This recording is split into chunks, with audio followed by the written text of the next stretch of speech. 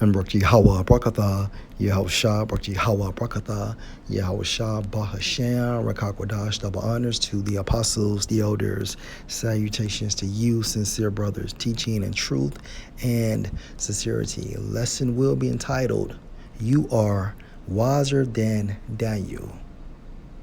Edward Bernays, the father of propaganda. This video will be used for fair use purpose only. The all-American breakfast. You get your eggs, you get your bacon, you get your sausages, you get your orange juice, you get your milk. But 100 years ago, that wasn't breakfast. That wasn't the American breakfast. A breakfast wasn't a thing. Edward Bernays, known as the father of propaganda, launched the breakfast campaign because the meat industry came to him and said, dude, we're slacking on meat sales. What can we do? So he's like, it's too hard to convince the average person. I need to go to the people that are already sources of authority. So what did he go and do? He went and convinced who? The doctors, the pediatricians, that breakfast was the most essential diet. With all these studies and all these experiments and all this bullshit, it was all paid propaganda. So Edward Bernays launches the breakfast propaganda campaign and turns breakfast into a rousing success. He did it as well with cigarettes. A famous one is... So in a nutshell, Edward Bernays is the reason why people smoke cigarettes as well as eat breakfast.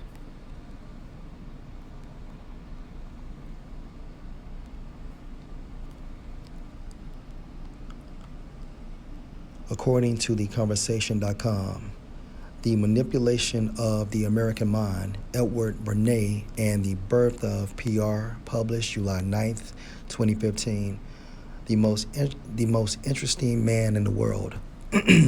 Reach out and touch someone. Finger licking good. Such advertising slogans have become fixtures of American culture, and each year millions now tune into the Super Bowl as much for the ads as for the football. While no single person can claim exclusive credit for the ascendancy of advertising in American life, no one deserves credit more than a man most of us have never heard of, Edward Bernays. I first encountered Bernays through an article I was writing on propaganda, and it quickly became clear that he was one of the 20th century's foremost salesmen of ideas. The fact that 20 years have elapsed since his death provides a fitting opportunity to re-examine his legacy. Often referred to as the father of public relations, Bernays in 1928 published his seminal work, Propaganda, in which he argued that PR is not a gimmick, but a necessity. The conscious and intelligent manipulation of the organized habits and opinions of the masses is an important element in democratic society. Those who manipulate this unseen mechanism of society constitute an invisible government, which is the true ruling power of our country. And this invisible government is talking about the international bankers that control this entire system. Okay? 13 Edomite families, beginning with the Rothschilds. We are governed, our minds are molded, our tastes formed, and our ideas suggested largely by men we have never heard of. It is they who pull the wires that control the public mind, and the same man employed Edward Bernays. Bernays came by his beliefs honestly, born in Austria in 1891, the year Sigmund Freud published one of his earliest papers. If you know anything about Sigmund Freud, he is also known as the father of psychiatry. And psychiatry, when you break that term down, means the healing of the spirit. Bernays was also Freud's nephew twice over. His mother was Freud's sister, Anna. And his father, Eli Bernays, was the brother of Freud's wife, Martha. And also, Freud's sister, Anna, contributed to psychiatry.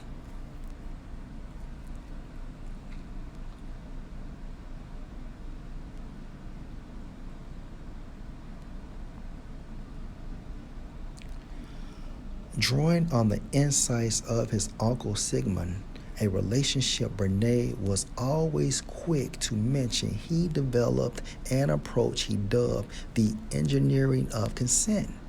He provided he provided leaders the means to control and regiment the masses according to our will without their knowing about it. To do so, it was necessary to appeal not to the rational part of the mind, but the unconscious. Bernays acquired an impressive list of clients, ranging from manufacturers such as General Electric, Procter & Gamble, and the American Tobacco Company, to media outlets like CBS, and even politicians such as Calvin Coolidge. To counteract President Coolidge's stiff image, Bernays organized pancake breakfasts and White House concerts with Al Jolson and other Broadway performers. With Bernays' help, Coolidge won the 1924 election. Bernays' publicity campaigns were the stuff of legend. To overcome sales resistance to cigarette smoking among women, Bernays staged a demonstration at the 1929 Easter Parade, having fashionable young women flaunt their torches of freedom. He promoted Lucky Strikes by convincing women that the forest green hue of the cigarette pack was among the most fashionable of colors. The success of this effort was manifested in innumerable window displays and fashion shows.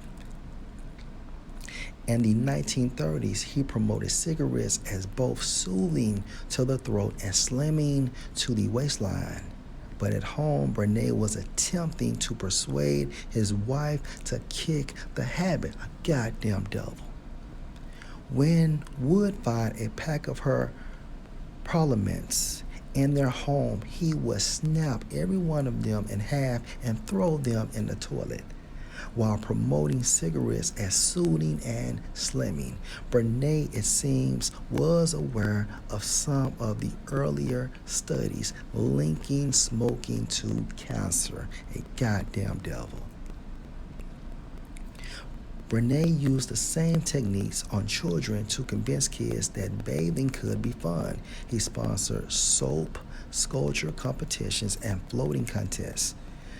These were designed to prove that ivory bars were more buoyant than competing products.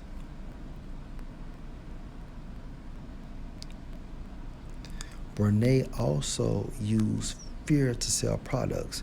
For Dixie cups, Bernays launched a campaign to scare people into thinking that only disposable cups were sanitary. God damn.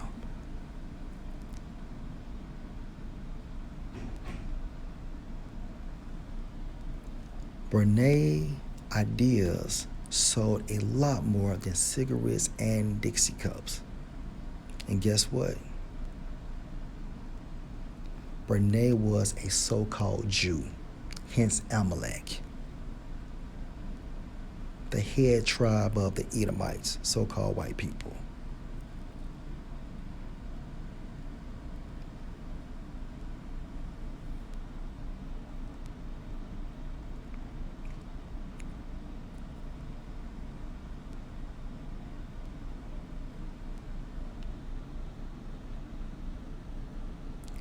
PR, according to Wikipedia, is the practice of managing and disseminating information. Disseminating means spreading. So it is the practice of managing and spreading info from an individual or an organization to the public in order to influence their perception. So this devil, through the form of psychiatry, manipulated the mindset of public. Okay.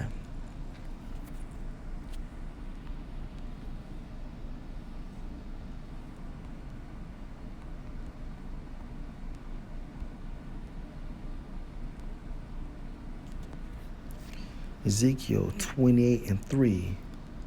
But you are wiser than Daniel. There is no secret that they can hide from you. And we can associate Edward Bernays to this prophecy.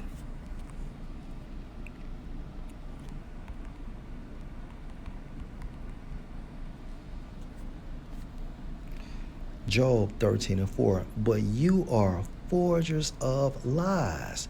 You are all physicians of no value.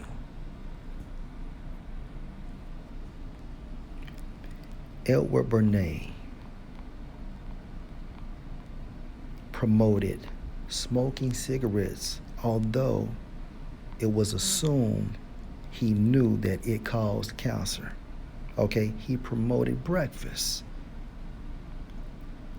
as well as Dixie cups, saying that they were considered as to be sanitary, all for the sake of money. Okay. And he can be classified as a forger of lies. And he also used doctors to promote the buying into of eating breakfast as a very important meal.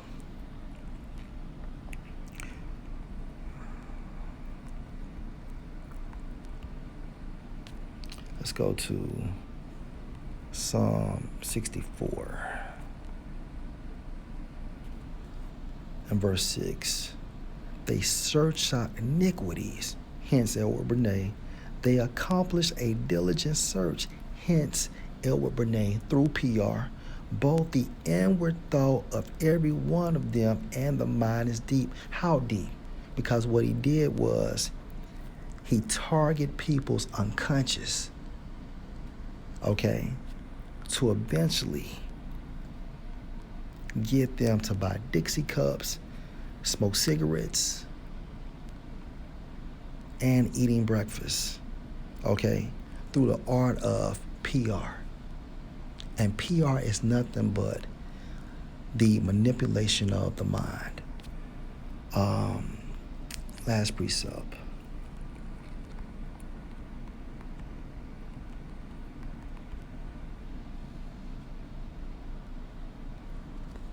Habakkuk 2:16. You are filled with shame for glory. Drink you also, and let your foreskin be uncovered. The cup of Yahweh's right hand shall be turned unto you, and shameful spewing shall be on your glory. And when you investigate shameful spewing in the Hebrew, is going into a vomit-like fashion. So if a person is throwing up, okay, that vomit is coming up very fast and forceful. And that's another way the Most High is describing that when it comes to America, he's basically blasting America, utilizing his prophets in a vomit-like fashion.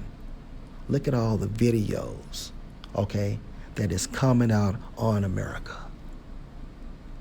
Look how rapid and forceful that Yahweh Bahasham, Yahweh Shai is doing this in a vomit-like fashion. Okay, you are wiser than Daniel. Hence, Edward Bernays, the father of propaganda. Lord will, you're edified. Shalom.